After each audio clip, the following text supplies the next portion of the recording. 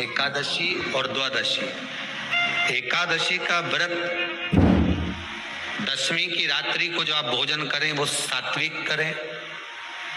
एकादशी के दिन भोजन ना करें, अन्न का भाग ग्रहण ना करें। अन्न का भाग ग्रहण ना करें।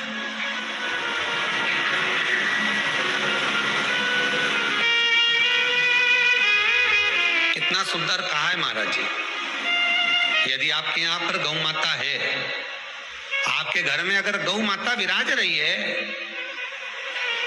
आपके घर में अगर गौ माता है, गाय की अगर आप सेवा कर रहे हैं, अच्छा कितना सुंदर लिखा है धेनु मानस में, गीता प्रेस गोरखपुर की गौ अंक को निकालकर पढ़िए कल्याण का, उसमें लिखा है ब्रह्म मुहूर्त में सुबह के समय पर गाय की पूंछ को पकड़कर या गाय की रस्सी को पकड़कर जो 2 कदम भी चल लेता है, उसके लिए भगवान विष्णु वैकुंठ का मार्ग और कुबेर का मार्ग प्रशस्त कर कर खोल देता। जरा पढ़िए धेनु मानस को, पढ़िए गौ अंक, पढ़िए गीता प्रेस गोरखपुर का कल्याण का अंक निकाल कर पढ़िए कि गाय का मात्र रस्सी पकड़कर 2 कदम चलने वाले के लिए मार्ग प्रशस्त हो जाता है। एकादशी के दिन अगर आपका व्रत है तो आप भूलवश भी डब्बे में रखी हुई रोटी गाय को ना देते हुए कुछ थोड़ा सा फल, फलहार, कोई केला, कोई सेब, जो आप खाते हो, अंगूर, पपीता, जो आप ग्रहण कर रहे हो, उसका थोड़ा सा भाग आप गाय को प्रदान करो। आप गाय को दीजिए।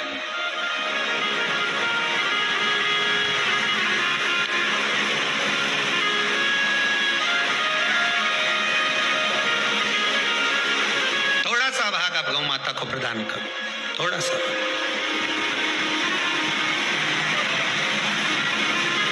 सारे व्रतों में केवल एक व्रत ऐसा होता है एकादशी का, जिसका उद्यापन पहली एकादशी पर भी कर सकते हो। सारे उद्यापन में केवल एक उद्यापन ऐसा होता है, सारे व्रतों में एक व्रत का उद्यापन ऐसा होता है, वो है एकादशी का। ये जरूरी नहीं कि 26 पूरी होगी तभी तुम करोगे, या तो पहली में ही कर लो या फिर 26 पूरी हो तब कर। पर उद्यापन, अगर तुमको ऐसा लगे कि हाँ मैं अभी तो जीऊंगी हो, अभी तुम्हारा बाल भी धोला नहीं हुआ, तुमको ऐसा लगे तो अभी तो मैं तो बढ़िया,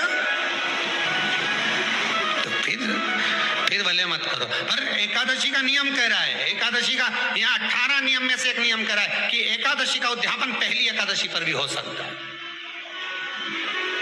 पहली पर भी कर सकता है, तुम्हारा मन करे तब। क्यों? तो पहली पर करने से क्या फल मिलेगा?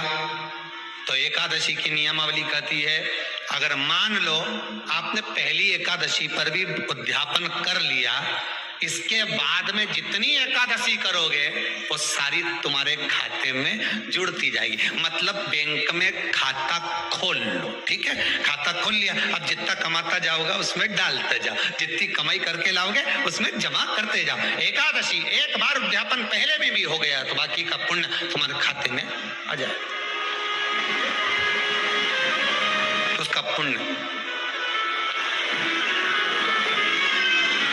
एकादशी का उद्यापन बड़े महीने में माघ शुक्ल एकादशी के दिन, माघ का महीना हो, शुक्ल पक्ष की जम के बोलिए एकादशी हो, प्रयास करना कि आप उद्यापन करें, भले 5, 10, 11, 12 जितनी एकादशी हो जाए, 26 हो जाए तो ज्यादा अच्छी है, नहीं तो आप करें तो माघ महीने की शुक्ल पक्ष की एकादशी के दिन आप उद्यापन करें, प्रयासरत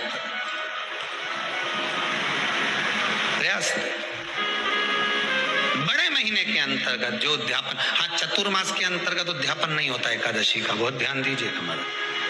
ये जो सावन भादो कुंवर कार्तिक जो 4 महीना होते हैं भगवान के शयन करने के, इसके अंतर्गत एकादशी का उद्यापन नहीं होता, और इसके अंतर्गत उद्यापन करना भी नहीं चाहिए एकादशी हमारा। एकादशी का उद्यापन माघ माघ महीने की शुक्ल पक्ष की एकादशी के दिन आप बहुत प्रेम से आनंद के साथ करिए महाराज। परंतु एकादशी के उद्यापन में सबसे ज्यादा अगर कुछ जरूरी होता है तो 24 तरह का नैवेद्य जरूरी होता है। कितने तरह का? 24 तरह का नैवेद्य।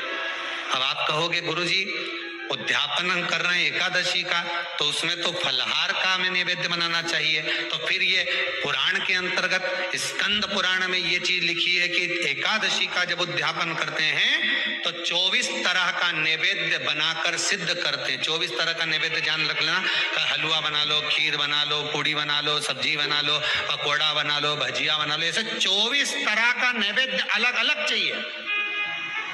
पर लोग क्या